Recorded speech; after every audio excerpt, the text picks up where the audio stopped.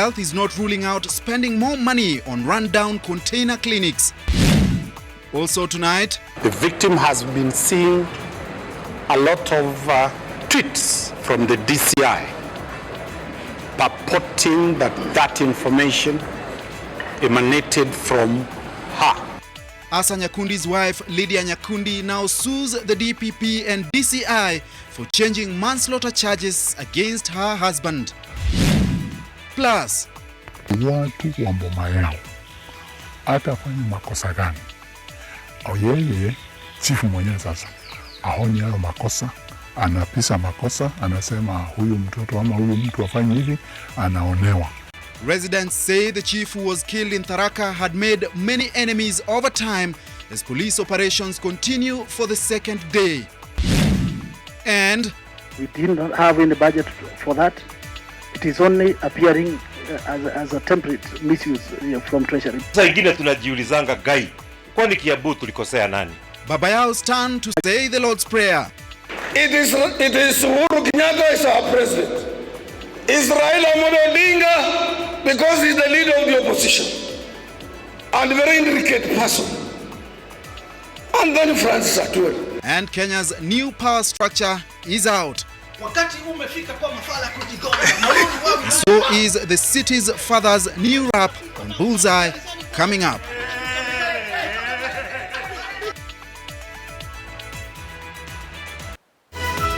This is NTV Weekend Edition with Edmond Nyabola. Welcome to the broadcast. Our sign language interpreter tonight is Rafael Mbalo. To our top story, Health Cabinet Secretary Cecily Kariuki says the 100 containers which have been lying idle in Mombasa will only be dispatched once her committee inspects them. The containers, which are stored at the National Youth Service Camp in Miritini, remain unused. The CS spoke as she inspected the Kenyatta University Teaching, Referral and Research Hospital, which will be inaugurated in August. Wonder whatever happened to those 100 overpriced shipping container clinics purchased in 2015. The 100 container clinics have been lying idle for 4 years in Mombasa. The clinics were meant to offer services around the country, including maternal and child health, emergency outpatient, post-rape care, HIV/TB care, family planning, immunization, growth monitoring, and laboratory services. Health Cabinet Secretary Cecily Kariuki says there is a team on the ground which is currently inspecting the containers. My team is right now in Mombasa, inspecting and making arrangements for us to move the containers to the places where they are going to be of service. We take them to be a useful component in the primary healthcare delivery of services in the areas which were identified before they were procured. The CS spoke as she inspected what will be Kenya's 6th national referral facility. Kenyatta University Teaching, Referral and Research Hospital will start its operations in August 2019. The 600-bed hospital, built at a cost of 8 billion shillings, has been idle for 2 years after its completion due to an ownership and management dispute. The public university had insisted on owning it. The hospital has 28 intensive care unit beds and a neonatal intensive care unit. It is expected to help decongest Kenyatta National Hospital, whose bed capacity has remained flat at 1,800 over the years. The hospital, as you have seen, is all equipped. All that is remaining is to get the manpower, which we are going to do in the next few weeks. And as the CS has said, in 3 months we should be able to open the hospital. I have been very satisfied with what I have seen. I've been to many hospitals in the globe, in Asia, in Europe, in America, and even in Australia.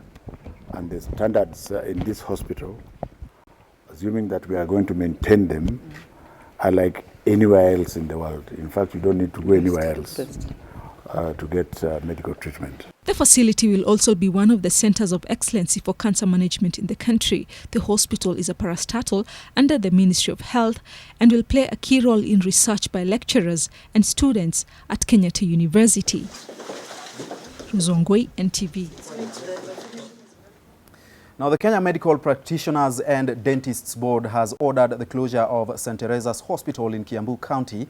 The closure order follows a series of complaints of negligence that led to the death of at least 2 expectant mothers and their unborn children. The board has also withdrawn the license to practice of one Moses Mwaura, who is the medical director of the hospital. A sign of the reality that St. Teresa's Hospital in Kikuyu has to contend with. Death is inevitable. However, at the St. Teresa's Hospital, there have been one too many cases of suspect deaths. NTV first reported on the death of Helen Wanjiru, who died in labor. Her family was denied answers, and her file is alleged to have mysteriously disappeared, heightening their suspicions. We also want to know why they admitted her if they did not have the capacity, because they kept on calling for doctors. Days later, a second family emerged, raising similar questions. Their daughter Sharon Nyambura, aged 22, had also died in the same hospital during delivery. They say an eyewitness who was in the adjacent bed had narrated to them the horrific circumstances that led to her death. Niliambia huyo daktari, kamwambia that is 100% negligence. Ni uchungu sana kupoteza mtoto mdogo sana. Na hospitali wanaona hiyo sio kitu kwao. Tafadhali DCI nisaidie tu. A post-mortem of the first alleged victim, Helen Wanjiru, revealed that she died from excessive blood loss, which seemed to have been the final nail to the institution's coffin. This caught the interest of the Kenya Medical Practitioners and Dentists Board, who started investigations. Today, the board has made an order that the hospital should be closed and the medical director's license to practice revoked. In a statement sent to newsrooms, the board, through the chair, Dr. Ivan Jenga, said, and I quote, "The Medical Practitioners and Dentists Board, Nursing Council of Kenya, and County Government of Kiambu carried out a joint inspection and clinical audit whose preliminary findings identified glaring gaps which cannot be sufficiently addressed while the facility is still in operation." End quote. At the hospital, operations were seemingly slow as some of the patients were seen leaving the hospital. Speaking to NTV on phone, Kiambu Health CEC Mary Kamau said it is highly unlikely that the hospital will be shut down immediately on account of patients still at the hospital. She, however, announced that the county has formed a task force to facilitate the closure, which may involve transferring the patients still at the hospital to nearby government hospitals. It is unclear whether the closure will affect other St. Teresa's Hospital branches. Charity Mwangi, NTV. That marking the first step in ensuring that the families affected do get justice. Now, the case against city lawyer Asa Nyakundi has taken a new twist after his wife today moved to court to challenge the decision by the Director of Public Prosecutions to withdraw manslaughter charges and charge him afresh. Lydia Nyakundi says that the move by the DPP was unlawful since her husband was not notified of that decision. She has also accused the DCI of indicating that she will be a witness in the case without notifying her of that decision. NTV Silas Apollo has more. Barely a day after the Directorate of Public Prosecutions moved to court to have the case against city lawyer Asa Nyakundi withdrawn, his wife Lydia Nyakundi was in the corridors of justice once again. This time to challenge the decision by the DPP, which she says is unlawful and goes against the spirit of fair trial, which say that the accused person, in this case her husband, must be informed of any decision being undertaken by the prosecution. She argues that the failure by the DPP to include Nyakundi in the plans to withdraw the charges against him could deny him justice in case a fresh case is filed. This raises serious fundamental human rights questions. It goes to the core of the criminal trial system. Nyakundi's wife is also furious with reports that the prosecution had lined her up as a witness in the case, alongside her son and others, a decision she says was made without her consent. She says she only learned of the report from the media and that no formal communication was made to her. The victim has been seen a lot of tweets from the DCI purporting that that information emanated from her. Her lawyer Danston Omari also argues that the fact that Nyakundi's wife, her son and other witnesses were asked to write their statements even before the burial of the late Joseph Bogonko puts to question the very statement, since they were not in the right frame of mind at the time. Office of the DPP, yes, has the power to prosecute, but it has checks and balances on how to prosecute or to withdraw matters, especially when victims are there, when victims are known, when victims are supposed to be involved in this matter. The DPP has argued that the decision to withdraw the charges was informed by what he says was a conspiracy by the investigating officers to omit key documents in the evidence submitted before court.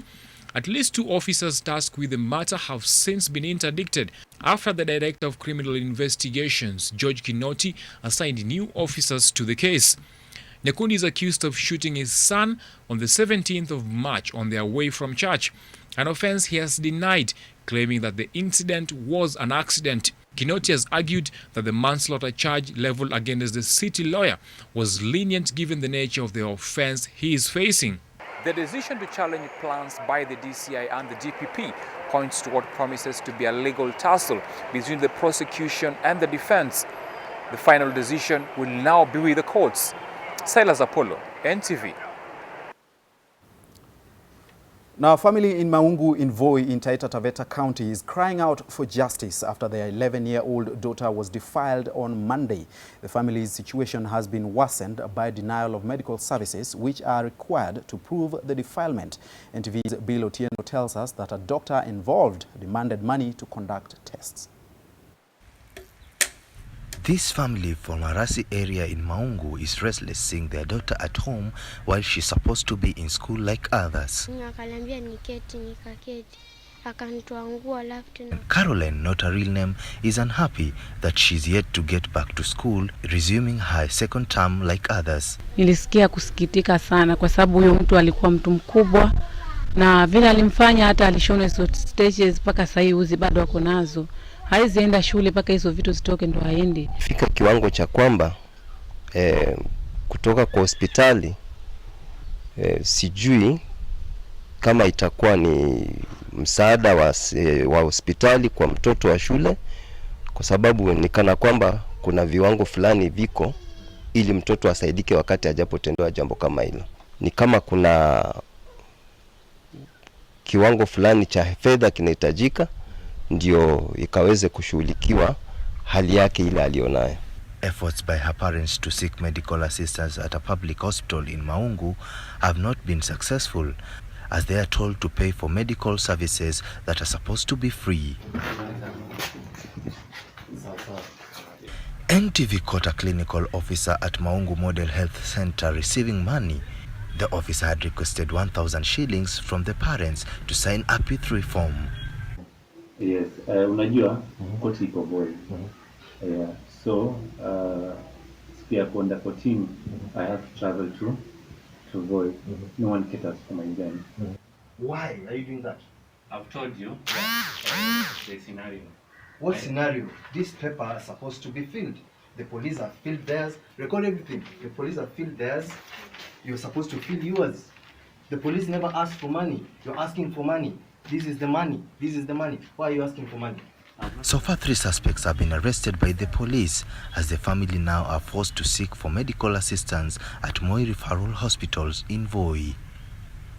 Pilotino NTV, Voi.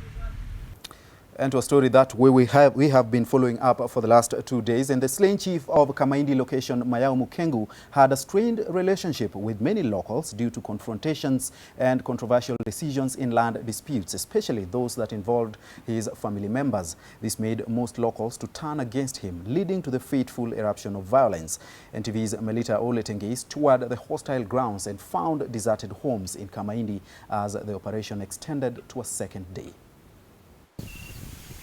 According to villagers who spoke to NTV exclusively from their hiding places, Chief Mayao Mukengu's brutal death was sparked by a long-running land dispute pitting the slain chief and his brothers on one side and their neighbors on the other. Watu wa Mboma yao atafanya makosa gani? Yeye chifu mwenyewe sasa aoni hayo makosa, anapisa makosa, anasema huyo mtoto ama huyo mtu afanye hivi, anaonewa. The frustrations with the chief's family appear to have mounted among the locals. The chief had reportedly restricted them from fetching water and watering their animals in certain sections of Tuchi River. Hao watu wamesoma zaidi. Na hao watu wa area hii ya kwetu sio wengi ambao wako na elimu. Sasa wanaweza kufanya nini? Kunyang'anya watu mashamba yao, ama wakiendelea kuwa wanatawala, hakuna mtu mwingine atafanya nini?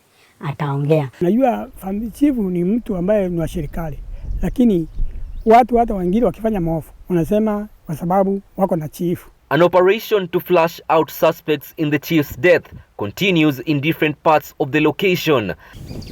The silence in the village quite pronounced. Homesteads are desolate, cows tethered with no pasture, seats unoccupied, and even the poultry unattended. Thousands of residents have fled their homes, fearing for their security. Hayo njia sio.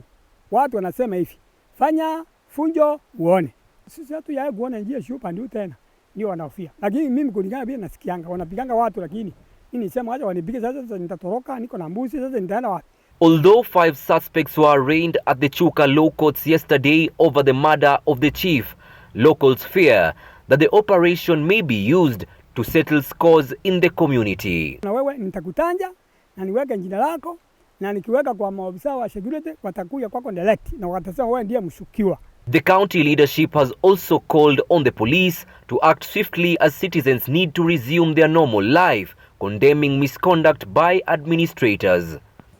If you are an administrator, listen to the people. You are actually an employee. You are an employee of the public. Those same people, you think you are on your boss, they are the people who pay taxes. Chief Mayao Mukengu was hacked to death by an irate mob at his brother's home when he had gone to solve a trespass conflict on Tuesday evening.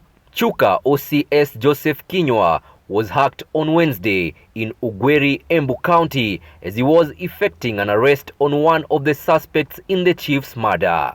The killings of an administrator here in Kamaindi in Tharaka Nithi County and that of a law enforcer in Ugweri in the neighboring Embu County has brought out elements of a silent barrier and bad blood between the citizens and their administration, and what a distant relationship between such an office and the citizens it should serve.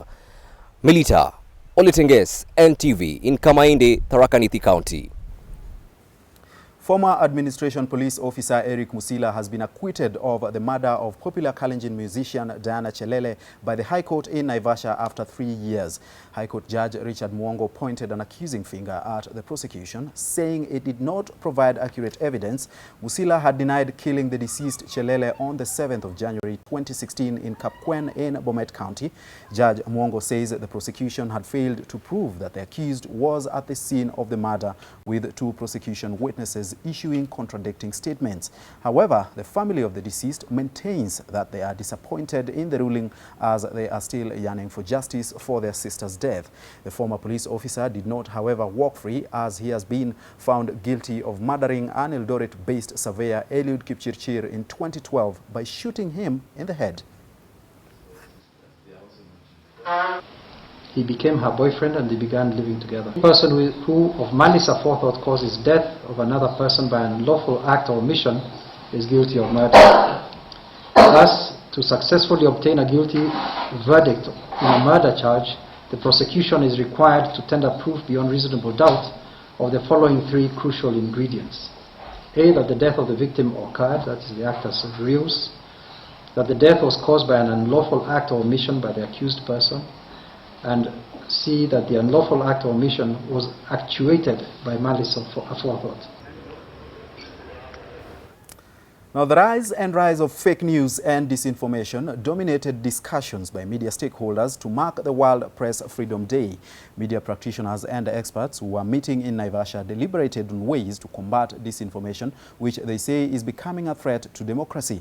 The theme for this year's World Press Freedom Day is Media for Democracy, Journalism and Elections in Times of Disinformation. NTV's Helen Wanjohi with the details of how the day was marked.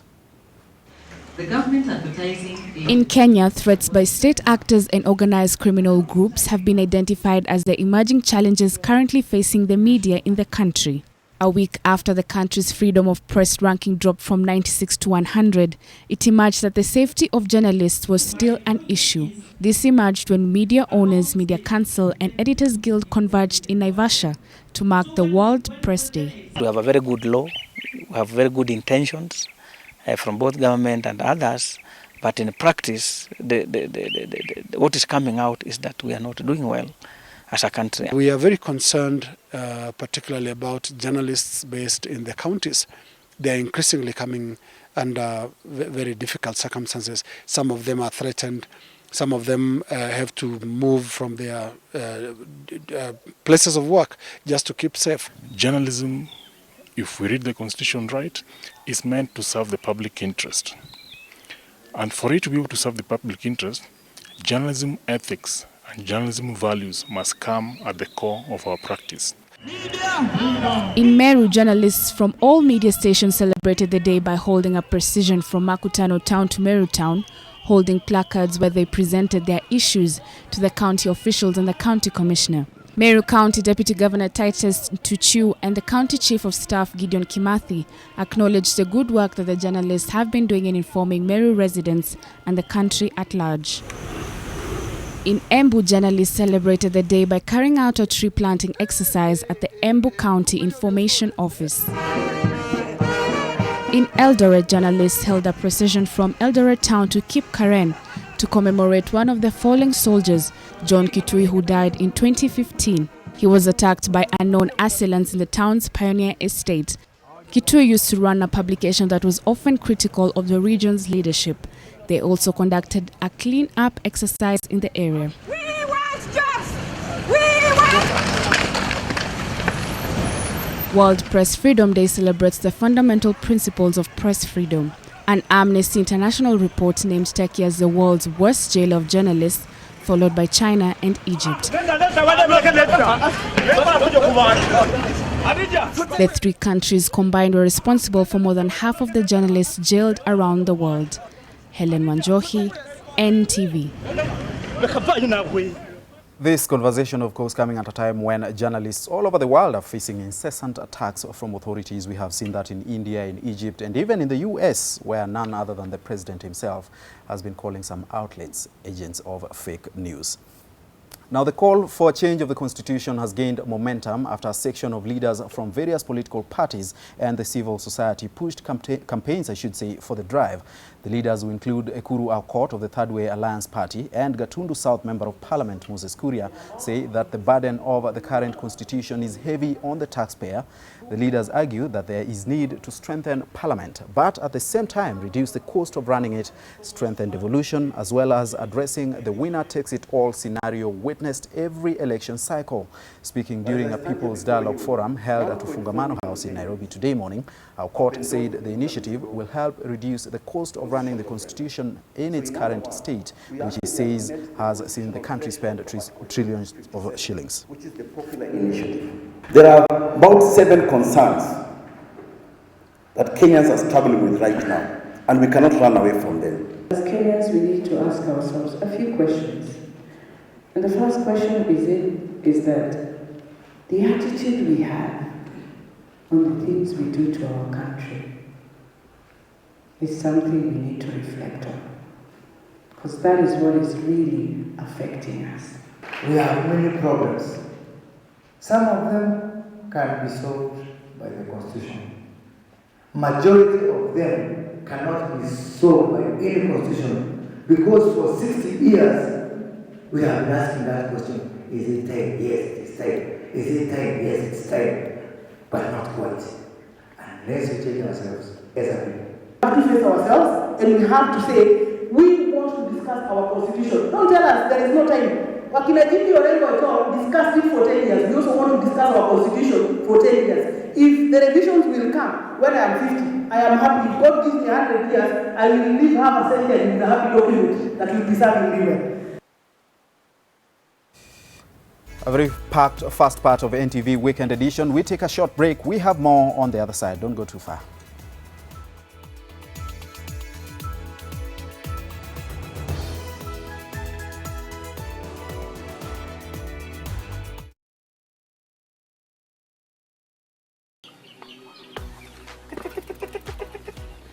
Introducing this week's Super Duper winner. Pesa imeshinda inaanza kufanyia nini kuongeza shamba. Alafu ingine ni school fees. Wakati ilianza ilipia mimi 75 shilling kwanza. Kutoka hiyo 75 shilling ilipia mimi 200. Hata ilianza sasa kuenjoy kucheza sasa. I'm feeling super. Skia super. Yeah. Sitakufa roho na ngojea ingine. Asante sana Super 5. Hii ndio njia rahisi ya kufeel super. Enda nyumbani na mara 10,000 ya pesa ulizowekeza shinda. Ukilinganisha namba 2, 3 au 4. Linganisha namba 5 ushinde shilingi milioni 10 in the next 10 minutes. Nenda kwenye paybill number 299555. Kwenye account number chagua namba zako 5 za bahati kati ya 0 na 9 zikifuatiwa na neno NTV. Chagua pesa utakazowekeza kati ya shilingi 20 na 1,000. Over 18s only. Gaming can be addictive. Play responsibly. This message has been approved by the BCLB.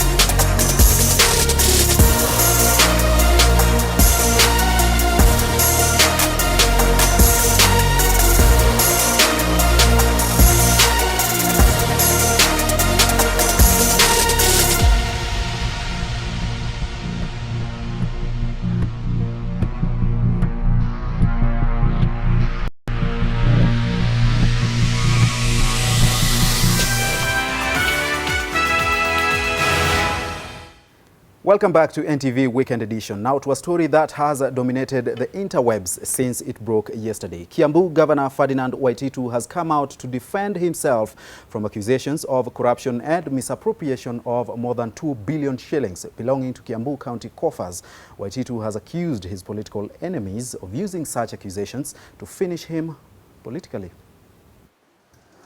Just a day after the Senate Public Accounts Committee exposed Kiambu County's financial statements of 2017-2018 that indicated the county had allocated 973 million shillings for the coordination of State House functions, 58 million shillings for South Sudan peace process, and 804 million shillings for free primary education, Governor Waititu has come out to defend himself. Alitoa karatasi ambaye ilikuwa na maswali sile ambaye hatujawahi sikia.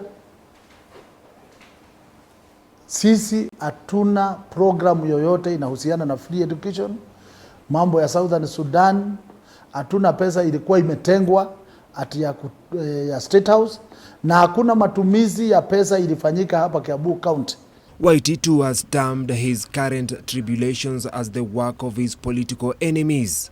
Senator wa hapa na senator mwingine pia wa kutoka Kiambu wa Matangi yako hapo kama vice chair, kuna senator mwingine hapo. Hawa ndio walikuwa wametengeneza hiyo jama ya kunihujumu pale katika Senate, wakiwa wanashikana na jama zingine za wanasiasa hapa Kiambu, kwa sababu hata ile maswali tulikuwa tumealikwa tujibu hatukujibu. The governor has been accused of misappropriation of the county's funds as his critics question his sudden accumulation of assets and wealth. Nimekuwa kwa biashara miaka mingi. Mimi ndio nilikuwa mwenye kampuni inaitwa Back Refuse Removals na Beans Management Services. Ile ilifagia Nairobi nilikuwa peke yangu zaidi ya miaka 10. Mimi ndio nilikuwa mwenye matinga ile ilikuwa na chimba Nairobi kwa mijengo. On Thursday, the Senate Public Accounts Committee ordered the Auditor General to conduct a special audit on the 2017-2018 Kiambu financial year after the auditor gave the county a qualified opinion despite the absurd listing. Vincent Odur, NTV. You wonder how these so-called political enemies did the budget for Kiambu County and even went ahead to spend that money if it was spent. These are some of the questions that keep me awake all night. Now, President Uhuru Kenyatta has appointed Deputy Chief Executive Officer in the Ethics and Anti-Corruption Commission, Michael Mubea, as envoy to Dublin, Ireland. In the new appointments, Robinson Githai, who was stationed, I should say, in Washington, D.C., has been moved to Vienna, Austria. This is former sports CS Hassan Wario's post, and his fate is still unclear. Lazarus Amayo will replace Githai in Washington. Others are Lamaron Ole Kanto, posted to Berlin, Germany, Kariuki Mugwe to Abu Dhabi, Peter Angore to Algiers, Njeri Karago to Los Angeles, Jacqueline Yonga to Rome, Italy, Mwendwa Musembi to Dubai. These are among 18 individuals appointed by the President through a statement from the Foreign Affairs Cabinet Secretary Monica Juma. President Kenyatta further approved the promotion of 15 serving officers to the position of ambassador in the Ministry of Foreign Affairs.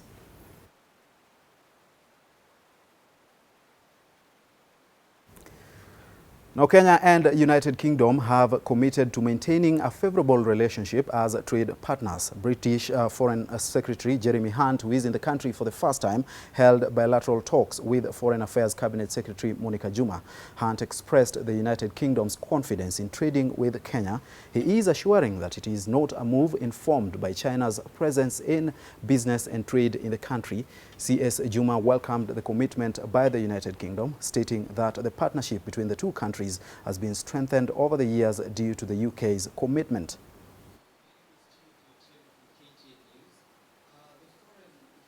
The primary focus of our relationship needs now to become business and investment, and the UK is the largest investor in Kenya. We're very proud to do that. We're very proud to see the changes that are happening in Kenya in front of our eyes, the skyscrapers that are going up, the new roads, all the new investment that's happening. Both countries have determined that this relationship is of value, and we have agreed on how to improve that value. So, but most significantly, the leadership in the UK has assured us repeatedly from the highest level that the relationship as far as our trade is concerned remains and will continue to be so. So no worries at all. And on that note, on business and trade ties and foreign relations, let's take a break. When we come back, Julian Samboko has your business news for the day.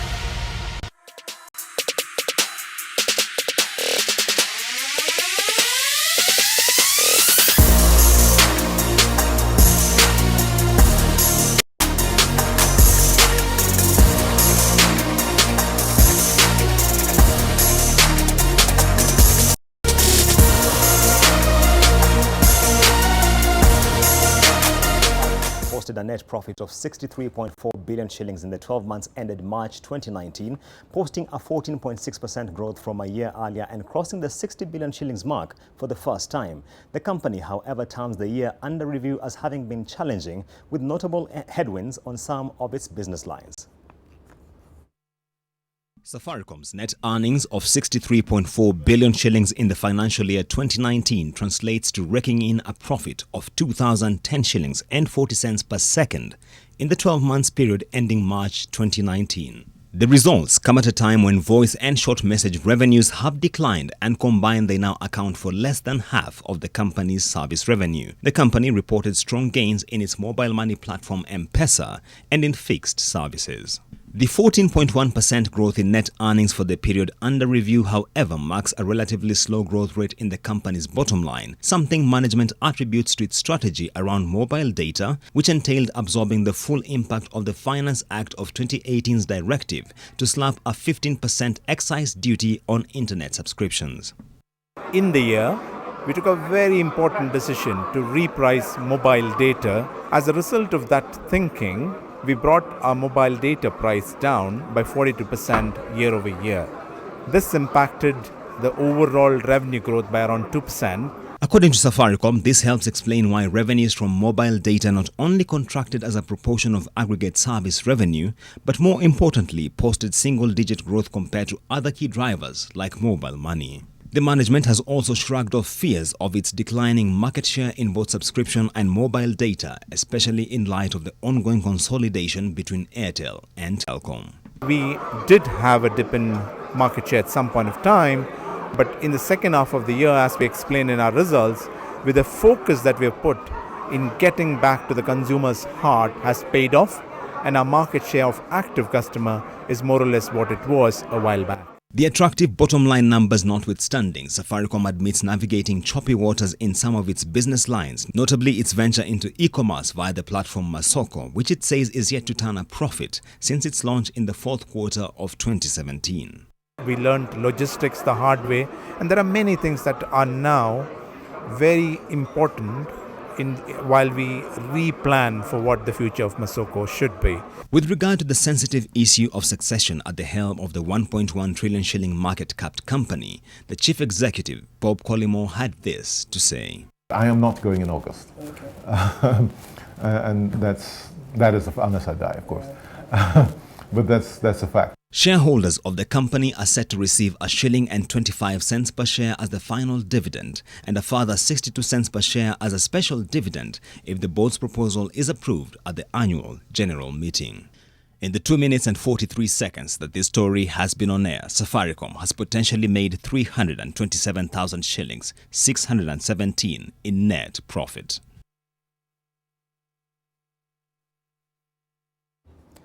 Quite a tidy sum for profit there. And staying with matters Safaricom, since the launch of Safaricom's Fuliza overdraft facility in January this year, Kenyans have borrowed in excess of 45 billion shillings, an indicator of growing appetite for instant and convenient loans among the country's population. The rate of borrowing by Kenyans translates to close to 400 million shillings daily. Repayment of the small loans provide an additional revenue stream for Safaricom. The telco had 29 billion shillings worth of transactions on the platform in less than 3 months. As at March 31st, 2019, the service had attracted more than 8 million users. We did this after we realized our customers were cancelling millions of M-Pesa transactions every day because they didn't have enough funds in their wallet when they needed it. They needed a solution that would help them to complete these transactions. Only 1 month after launch, we had over 4 million customers transacting 6.2 billion shillings. Today, or rather yesterday when Satoyo gave me the latest numbers, that number has grown to over 45 billion shillings. And on to matters cooperatives, the government has suspended a proposal seeking to review the term limits of individuals serving as board members in cooperative institutions, calming into pressure from leaders in the sector. Cabinet Secretary for Trade and Industry and Cooperatives, Peter Munya, says the ministry will reevaluate other proposals in the new draft National Cooperative Development Policy, such as the age limit and educational levels while vetting leaders. Lillian Kiari with more on that story.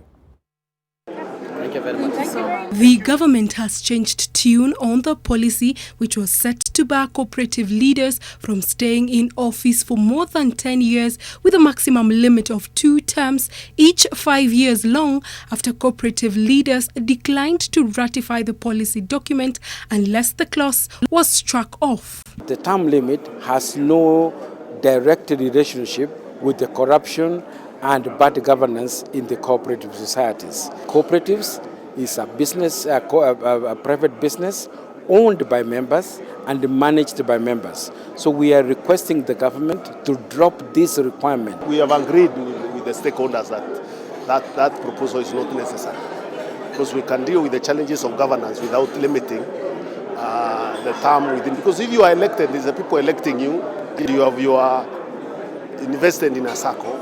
I don't think it's fair to say that if you serve 2 terms, you can't run to be a chairman or a secretary again. But the cabinet secretary's word was not sufficient to calm the nerves of the edgy leaders. They insisted that they wanted to see the contentious proposal scrapped off in the final document before they could ratify the policy document. Till we see it on paper, when we are going to ratify this particular document on 7th, that's the time when we can trust him that what he has said is been put on paper. The ratification of the document was thus pushed to Tuesday next week, giving the leaders time to scrutinize the final edited document. Munya says the government is setting up a fraud unit within the Sacco Society Regulatory Authority, SASRA, to curb various forms of malpractice in governance within SACCOs. The troubled Ekeza Sacco, which in recent times has hit media headlines for all the wrong reasons, came into the radar of the CS. We are managing using the legal processes to make sure that savers who put money in a Ekeza Sacco, they are able to get back their money through the legal process. With over 22,000 registered cooperatives in Kenya, which command a membership of over 14 million Kenyans, proper management of cooperatives is critical. As at the end of 2017, cooperatives had mobilized savings and deposits of over 700 billion shillings and had an asset base of over 1 trillion Kenyan shillings. Lillian Kiarie, NTV. And on to matters county governments. Trans Nzoia County has launched its second county integrated development plan, covering the period 2018 to 2022, sharpening its focus towards agriculture, health, and infrastructure. Officiating at the launch, Trans Nzoia County Governor Patrick Hayemba noted that the second CIDP captures major economic pillars that will ensure the county deals with different challenges across various economic sectors. The county's second CIDP is a successor to the inaugural CIDP for the period 2013 to 2018. As such, it will borrow heavily from the successes and challenges encountered in the first CIDP.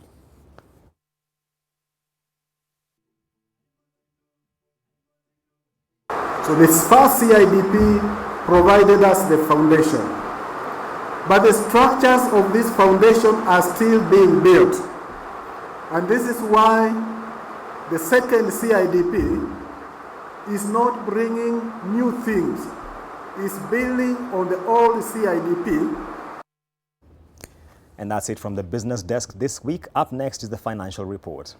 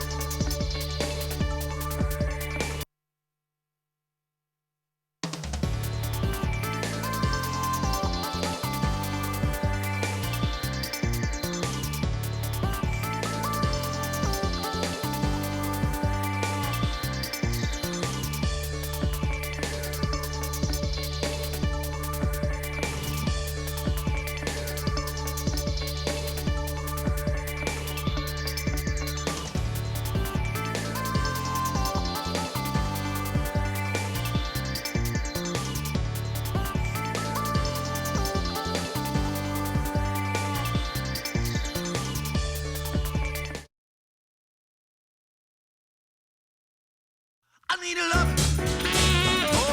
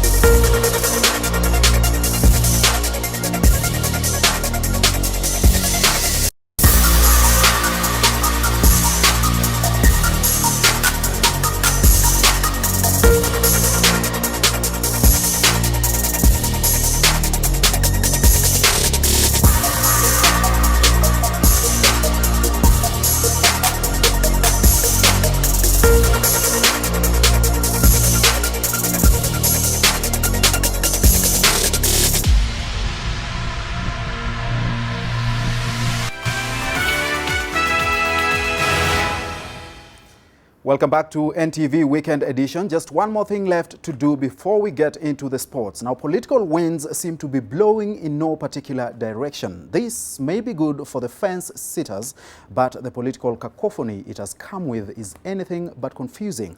While Francis Atwoli is busy crafting a lineup ahead of 2022, others are paying their sins of commission and omission. And as Emmanuel Juma reports on Bullseye, denial still remains the strongest defense yet.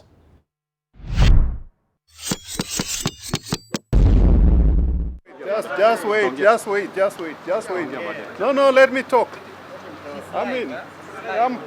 Let me talk. Don't push me. Gentlemen, how dare you touch Kidero? Don't push me. Hey, don't push me, my friend. Don't push me. Yeah, don't push me. You heard the men, Evans. In English, they are saying things are thick. I was arrested a few weeks ago.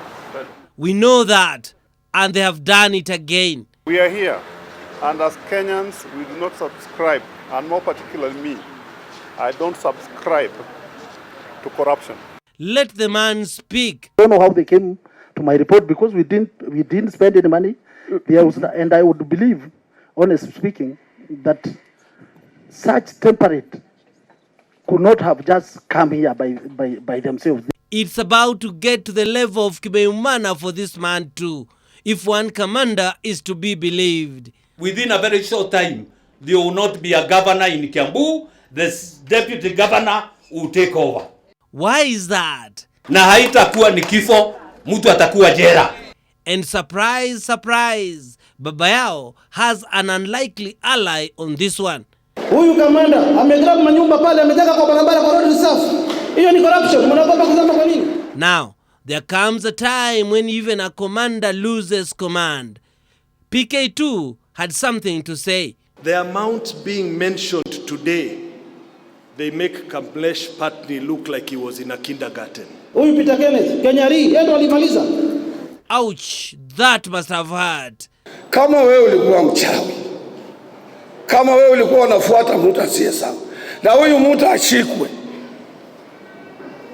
na aseme sitafanya uchawi, sitarudi kufanya makosa, sitafanya nini, this person anasamehewa siku hiyo hiyo. When he's not talking about corruption, he's crafting the 2022 cabinet. Kalonzo Musyoka atakuwa ndani, Gideon Moi atakuwa ndani, Musalia Mudavadi hala Joho. How about the DP? William Samoei Ruto will not be among the people. Tutajipanga. Manake usipojipanga utapangwa. Me, I will not be in that government because I don't want even to be an MCA. Then we asked him if he trusts anybody. Mimi, I don't. Hata wale wanaonipenda wapenzi wangu, mke wangu mdogo, mke mkubwa, nikilala na jicho moja na. And here is another man who trusts no one where money is concerned. This is what it means to be hands-on, and what a star he caused among those who like to take and give nothing in return. Look at this one. Did he really put in anything? Back to Baba Yao. Well, the math was not adding up. We have not spent any money in State House or Southern Sudan or free education. We didn't have any budget for that.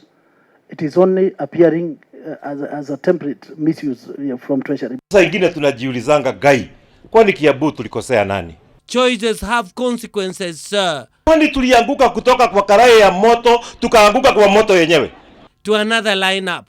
The top 3 most powerful people in Kenya are... It is Uhuru Kenyatta is our president. It's Raila Amolo Odinga because he's the leader of the opposition and a very intricate person. And then Francis Atwoli.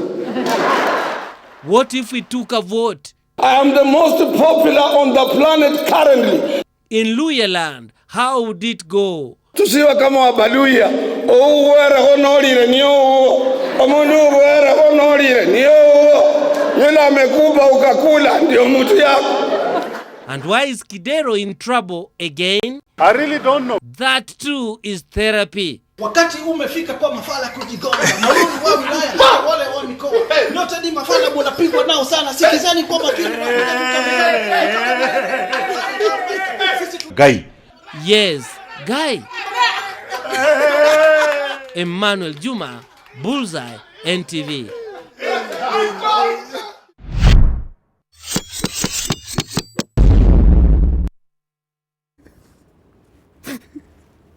He was the third most popular person in the country. Of course, Francis Atwoli has good reason to sleep with one eye open. Kama Sungura. Maybe the governor should do a rap song about him. Let's take a break. When we come back, Grant to Alas the Sports.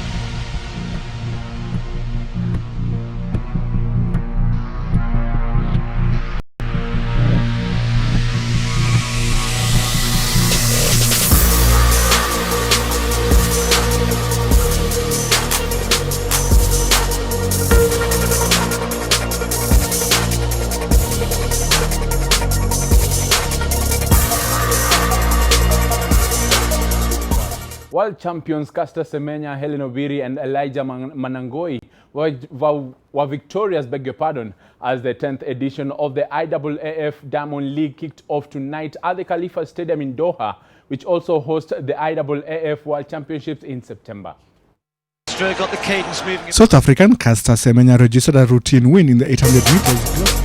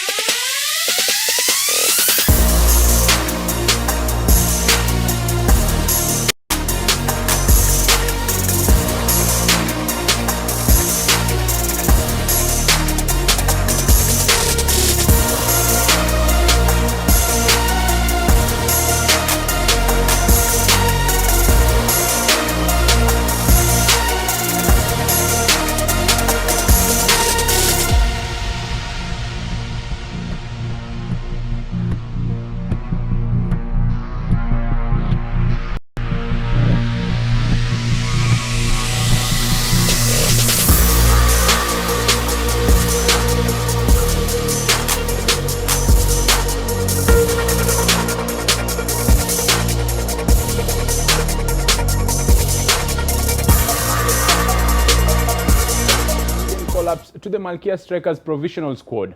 Only one team will make it to the All-Africa Games in Morocco later this year.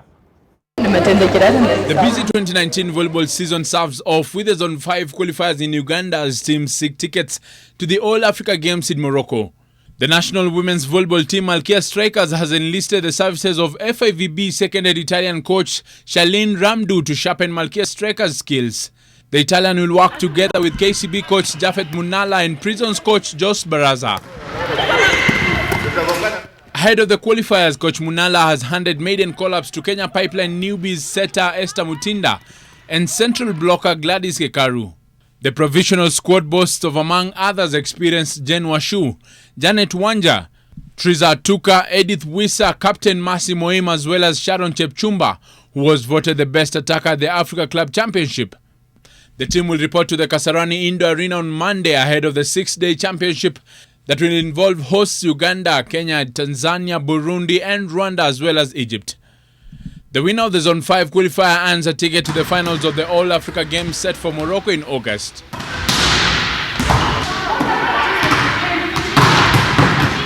Malkia Strikers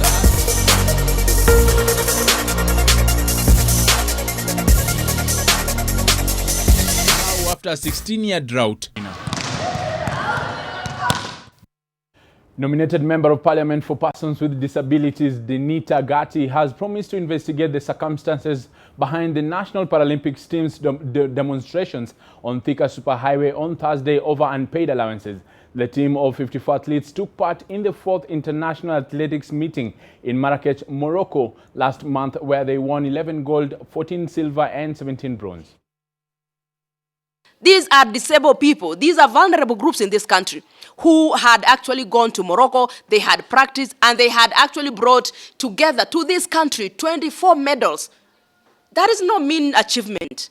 And these are people with disabilities. And then they are here demanding their rights. The ministry actually put them at the hotel, Blue Post Hotel, to sleep there. And these are people who up to now have not been given, they have not received any compensation. They have not received any allowance. They are actually just living in a hotel. And these are people who have left their families back at home, back in Rusinga, back in Loyangalani. Persons with disabilities are suffering in this country when it comes to disability sports. And focus will be on the relegation battle on Saturday in the Kenyan Premier League as Vihiga United take on Chemelil Sugar at the Bukungu Stadium. Vihiga United are currently 16th on the table and will be desperate to get all 3 points as they fight relegation from the top flight. Chemelil are 14th and will also want to secure maximum points to move them further away from the relegation zone. On Sunday, defending champions Gor Mahia take on Western Stima in Kisumu, while Tusker host second-placed Sofapaka.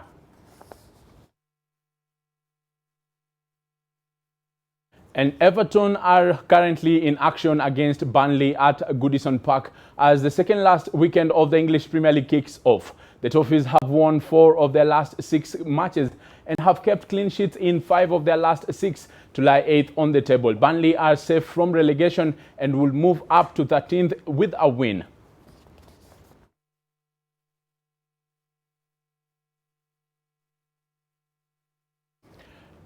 And Kenya's oldest rugby competition, the Enterprise Cup, gets down to the semi-final stage with action unfolding on Ngong Road. KCB, who won successive Enterprise Cups from 2015 to 2017, will tackle Impala Saracens at Impala Sports Club, while Kenya Harlequins, who last won the Diadem in 2011, take on Kabra Sugar at the neighboring RFUA grounds. Defending champions KCB, Kabra Sugar and Queens will also feature in the Kenya Cup semi-finals.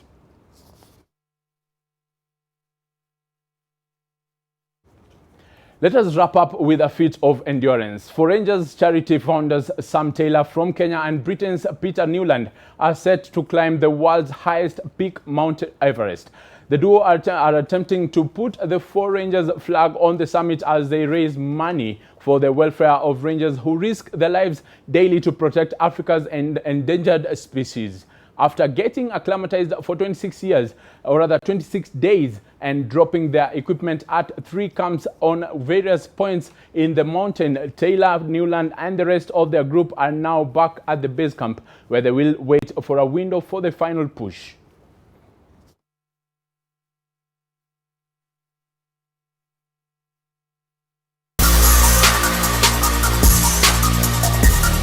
A lot more tomorrow. It sounds like we are doing top sport. And talking of top sport, a lot more action will be tomorrow from 2 to 4 p.m. Yes. We have athletics, talking Kenyan Premier League, English Premier League, the fight for the top title, Liverpool and Manchester City. All right. And battle for the top 4, Manchester United, Chelsea and Tottenham. Oh, we all know what the lineup looks like. And that's Manchester United not anywhere, but quite a big statement, of course, from Caster Semenya after that ruling by Haas. Indeed, she really wants to stay in this. All right. Yeah. Thank you so much. That's NTV Weekend Edition this Friday. We exit the studio. Of course, the trend coming up with Amina Abdirabar on the road tonight. Bye-bye. Have a lovely night.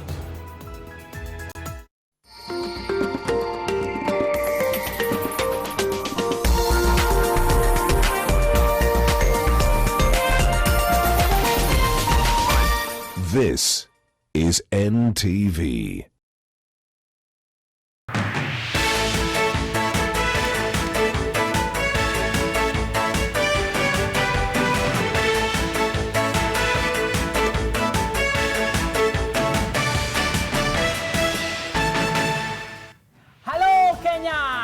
Siku ingine ambao ni Friday, mwisho wa wiki, and guess what?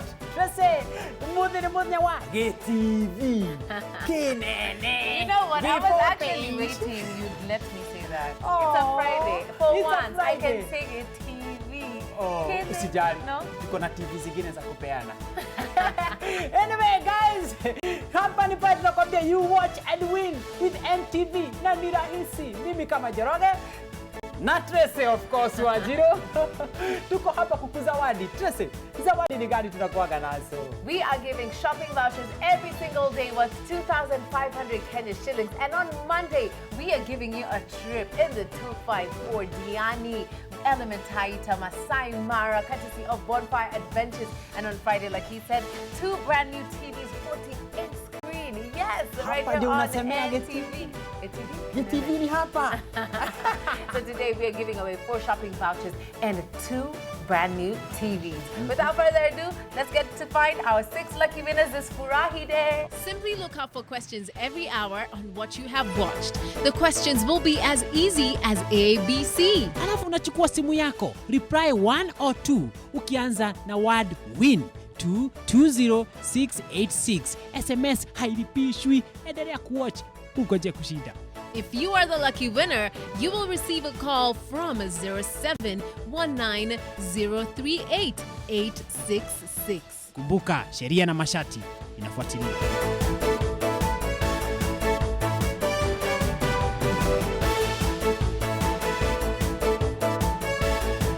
Happy Furahi Day to all our lucky winners today, and also to you, because you also stand the chance to win right here on NTV. Oh yes, nakwambia hapa tuna shida zawadi, lakini kwa zote Tracy.